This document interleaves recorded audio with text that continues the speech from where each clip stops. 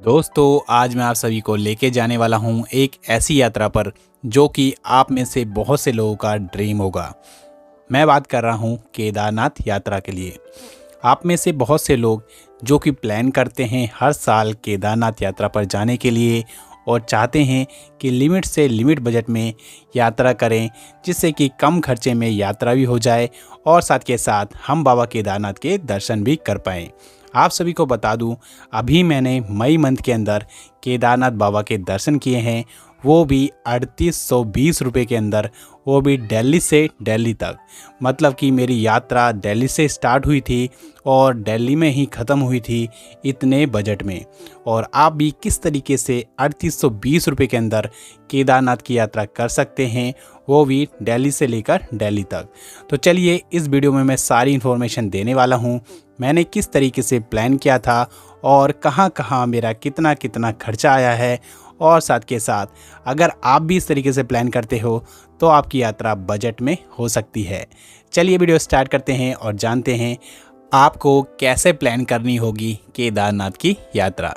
और साथ के साथ केदारनाथ की यात्रा प्लान करने से पहले आपको अपने पास क्या क्या चीज़ रख लेनी है जो कि आपकी यात्रा पर काम आने वाली है। अगर ये वीडियो आपको अच्छी लगेगी तो वीडियो को लाइक ज़रूर कर देना, और साथ के साथ आप अगर हमें YouTube पर देख रहे हो तो हमारे चैनल को आपने सब्सक्राइब नहीं किया है तो जाके सब्सक्राइब ज़रूर कर देना। अगर आप हमें Facebook पर देख रहे हो तो जाके हमें फॉलो ज़रूर कर लेना, क्योंकि इस तरीके की वीडियो मैं बनाता रहता हूँ जिससे कि आपकी यात्रा आसान और कम बजट में हो पाए।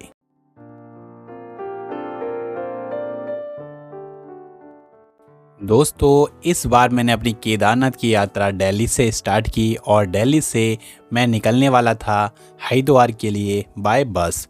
बस बुक करनी है अगर आप दिल्ली से आपको, तो आपके पास बहुत सारे ऑप्शन हैं। फिर भी मैं आप सभी को बता दूं, दिल्ली में सबसे बेस्ट ऑप्शन है आप ISBT जाइए, जो कि कश्मीरी गेट के पास आपको बस स्टैंड मिल जाएगा, जहां से आपको हर स्टेट के लिए बस मिल जाती है। यहां से मैंने दिल्ली टू हरिद्वार के लिए बस बुक की, जो कि मेरे को पड़ी 350 रुपये के अंदर।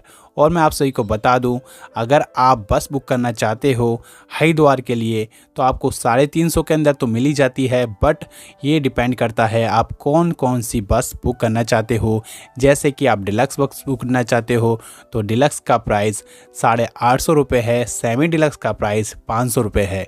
तो इस तरीके की बस आप बुक कर सकते हो जो कि आपको दिल्ली टू हरिद्वार लेके जाने वाली है। और मैंने प्लान किया था कि मैं रात के वक्त ये यात्रा करूंगा जो कि दिल्ली से हरिद्वार की होगी। इसमें फ़ायदा ये होगा कि मैं आसानी से ये यात्रा कर पाऊंगा और आसानी से दिल्ली टू हरिद्वार पहुंच पाऊंगा। ये यात्रा मैंने 9 बजे के आसपास स्टार्ट की और इस बस ने मेरे को ड्रॉप कर दिया हरिद्वार 1 बजे के आसपास। अब मेरे पास टाइम था 3 घंटे का, क्योंकि जो मेरी अगली बस थी वो 4 बजे की थी। तो इस टाइम पर मैंने इसका बेनिफिट उठाया और मैं निकल गया हर की पौड़ी। और हर की पौड़ी पर स्नान करने के बाद 3 घंटे के अंदर मैं वापस आ गया बस स्टैंड पर, जहां से मेरे को बस मिलने वाली थी हरिद्वार टू सोनप्रयाग, जो कि मेरे को पड़ी इस बार सबसे कम प्राइस में, जो कि मात्र 500 रुपये में पड़ी। क्योंकि ये बस मैंने ऑनलाइन नहीं ऑफलाइन बुक की थी, इसलिए ये मेरे को सस्ती पड़ी। पर मैं आप सभी को कहना चाहूँगा, पिकी सीजन में आप ऑनलाइन ही अपने लिए बस बुक करें, ऑफ़लाइन बस बुक करने की ना सोचें, क्योंकि ऑफ़लाइन बस आपको मिलेगी ही नहीं। क्योंकि ऑनलाइन इतनी बुकिंग आती है जिसकी वजह से जो बसेस होती हैं जाने वाली हरिद्वार टू सोनप्रयाग, वो ऑलरेडी ही फुल चलती रहती हैं। इसलिए मई जून के मंथ में अपने लिए ऑनलाइन बुकिंग कर लें, जिससे कि आपको प्रॉब्लम नहीं होगी। अब मैं बात करता हूँ जब मैं पहुँचा सोनप्रयाग, जो कि हम 3 बजे के आसपास पहुँच गए थे, और सोनप्रयाग से आगे की यात्रा बाय टैक्सी करने वाले थे, जो कि हमें गौरीकुंड लेके जाने वाली थी। गौरीकुंड के लिए यूनियन की टैक्सी चलती है जो कि सोनप्रयाग से चलती है, जिसने हमें चार्ज किया मात्र 50 रुपये, और 50 रुपये के अंदर हम पहुंच चुके थे सोनप्रयाग टू गौरीकुंड। और गौरीकुंड में जाकर हमने स्टे किया सुनील लॉज के अंदर, और सुनील लॉज के अंदर उस टाइम बहुत ही कम क्राउड था, जिसकी वजह से हमें जो रूम मिला डबल बेड मात्र 500 रुपये के अंदर मिल गया। क्योंकि मेरे साथ मेरा एक और फ्रेंड था, इसलिए ये प्राइस मेरे को पड़ने वाला था मात्र 250 रुपये।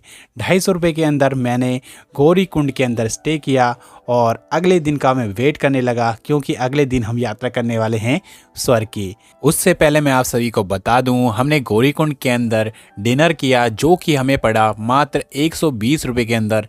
120 के अंदर हमें थाली मिल गई थी खाने की, जो कि काफ़ी अच्छी थी, जिसके अंदर 4 चपाती, राइस और ये सारी चीज़ें मिल गई थी।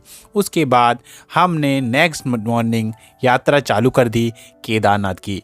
केदारनाथ की दूरी गौरीकुंड से कहते हैं 16 किलोमीटर है, बट अगर आप ट्रैक कर रहे हो तो आपको खुद ही पता होगा कि कितने किलोमीटर की ट्रैकिंग करनी पड़ती है। शाम के वक्त हम पहुँचे केदारनाथ और केदारनाथ में हमने स्टे के ऑप्शन ढूंढने चालू कर दिए। केदारनाथ के अंदर हमें मिली डॉर्मेट्री, जो कि हमें पड़ी थी 1000 रुपये की। एक बंदे के 1000 रुपये के लिए डॉर्मेट्री पड़ी, और जो कि मंदिर से मात्र 100 मीटर दूर थी, जहां पर हमने स्टे किया और अगले दिन बाबा केदारनाथ के दर्शन किए। और मैं आप सभी को बता दूं, केदारनाथ के अंदर आपको जो डिनर का चार्ज पड़ने वाला है वो 250 रुपये पड़ने वाला है, बट हमें कोई भी खाने का पैसा नहीं देना पड़ा केदारनाथ के अंदर, क्योंकि केदारनाथ के अंदर चल रहा था लंगर और हमने सारा खाना लंगर में ही खाया। और सबसे बेस्ट यही है कि लंगर में आपको सबसे अच्छा खाना मिल जाता है केदारनाथ की यात्रा पर। तो मैं आपको रिकमेंड करूंगा, अगर आप केदारनाथ की यात्रा पर जा रहे हो तो लंगर का खाना ज़रूर खाएं। और उसके बाद अगले दिन हम फिर वापस आने लगे केदारनाथ से नीचे गौरीकुंड की तरफ, और गौरीकुंड में आकर हम निकल गए सोनप्रयाग की तरफ। और सोनप्रयाग में हमने स्टे किया एक डॉर्मेट्री के अंदर, जिसका चार्ज मेरे को पड़ा 400 रुपये। 400 रुपये में हमने स्टे किया सोनप्रयाग के अंदर, और जहां पर डिनर भी इंक्लूड था।